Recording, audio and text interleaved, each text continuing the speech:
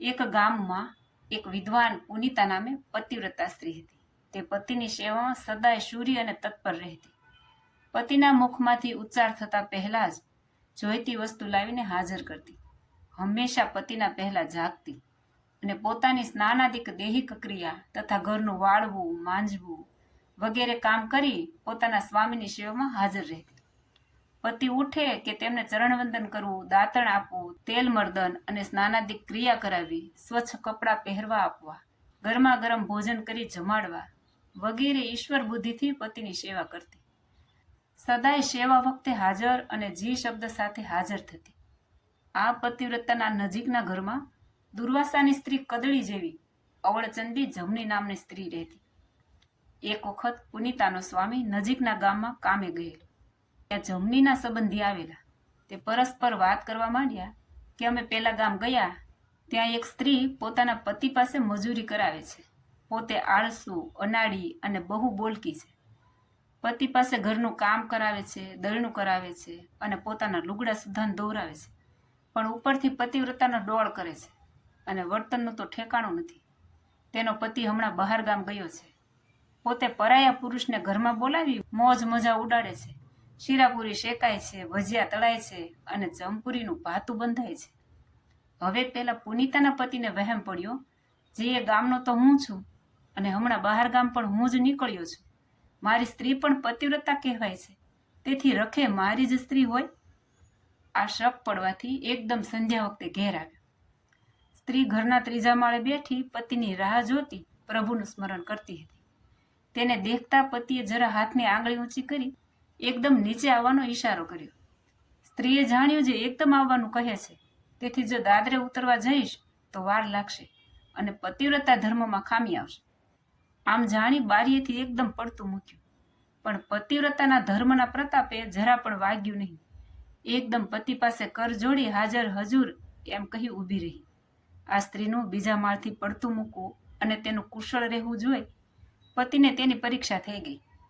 મને હજુ 2 દિવસ વધુ થશે, માટે ફિકર કરશો નહીં, ઘર સાચવજો, આમ કહેવા આવ્યો છું. હવે હું જાઉં છું, આમ કહી પાછો ગામ ચાલ્યો ગયો. હવે પતિવ્રતાનું ચેષ્ટિત પેલી જમનીબાઈએ જોયેલું, તેથી બીજે દિવસે તેની પાસે આવી પૂછ્યું કે બાઈ, તમે કાલે 3જે માળથી પડતું મૂક્યું છતાં કાંઈ પણ ઈજા થઈ નહીં. આ બધું જોઈ મને મહા આશ્ચર્ય થઈ ગયું છે, તેથી પૂછવા આવી છું, જે તમે ઊંચેથી પડ્યા પણ તમને જરા પણ ન વાગ્યું તેનું શું કારણ? તેણે કહ્યું કે હું પતિવ્રતા ધર્મ પાળું છું, માટે પતિવ્રતાના ધર્મથી મને વાગ્યું નહીં. ભગવાનના પાર્ષદ નિરંતર પતિવ્રતા સ્ત્રીની રક્ષામાં જ ઊભા રહે છે. પેલી કહે પતિવ્રતા ધર્મ પાળે તો ઉપરથી પડે તોય ન વાગે? તે કહે ના, ન વાગે. ત્યારે કહે પતિવ્રતા ધર્મ કોને કહેવાય?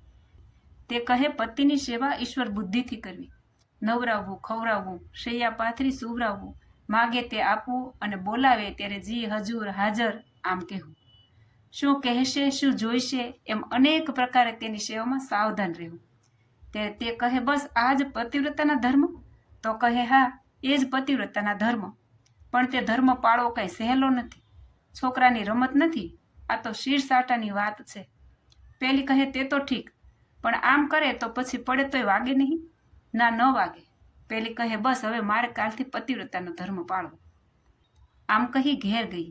બીજે દિવસે સવારમાં પોતે નાહી ધોઈ ઘરના કામમાંથી પરવારી પટેલને કહે ઉઠો લ્યો, હોકો તૈયાર કર્યો છે તો પીવો, પછી દિશાએ જઈ આવો, દાંતણ કરો, હું તેલ ચોળી ઉને પાણીથી નવરાવું.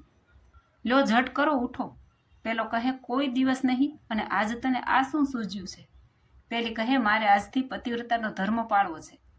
પછી પટેલ ઉઠ્યા, નાહી ધોઈ હોકો પીને તૈયાર થયા કે ઊની રસોઈ ધરી દીધી.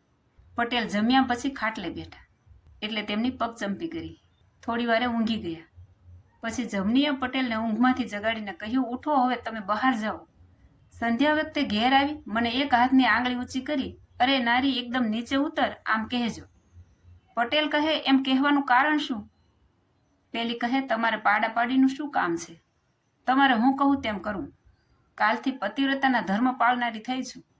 પેલો કહે ઠીક, આ ચાલ્યો. હે કાળિયા ઠાકર, આનો આવો ને આવો સ્વભાવ રાખજે, એમ કહી બહાર ગયો. સંધ્યા વખતે આવી અંગૂઠા પાસેની આંગળી ઊંચી કરી બીજા માળની બારીએ બેઠેલી જમનીબાઈને કહે, નારી એકદમ નીચે ઉતર.